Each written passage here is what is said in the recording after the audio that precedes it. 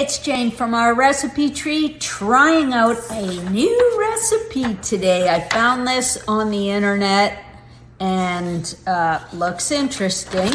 We're gonna give it a go. The girl was all dressed in a chef's uniform and she looked like she knew what she was doing. So this is a pork tenderloin in cranberry sauce, and it's done in the crock pot. So I'm just gonna give you the quick recipe, which is 2 cans of, I can't get it out of here, 2 cans of whole cranberry jelly. So we're gonna get that going.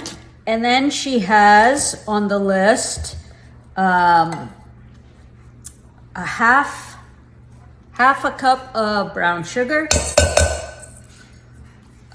To that, a 1/3 cup of low sodium chicken stock, which all I had was this stuff, which is tomato stock with chicken flavor.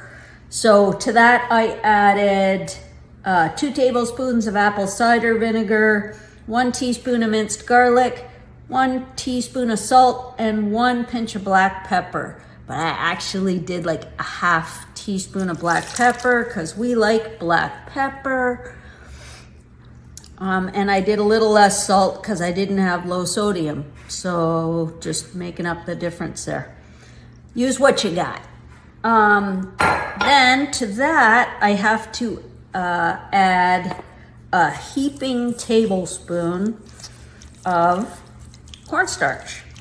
So I'm gonna mix this up and be right back.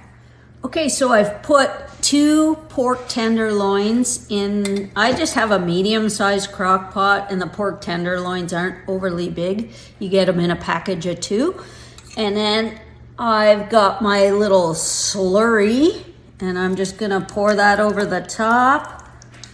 And I mean, what could be easier? This is a super simple recipe, and there's 2 temperatures you can do it at, either high for 2 hours or low for 4 hours. I'm a fan of low and slow, so I'm gonna put it on low for 4 hours. Look at how nice that turned out, and it tastes delicious. I did only cook it for 2 hours. I don't know if my slow cooker is off or whatever, but I would check the meat temperature. I took it off after 2 hours and I thought I was on low, but maybe I was on high.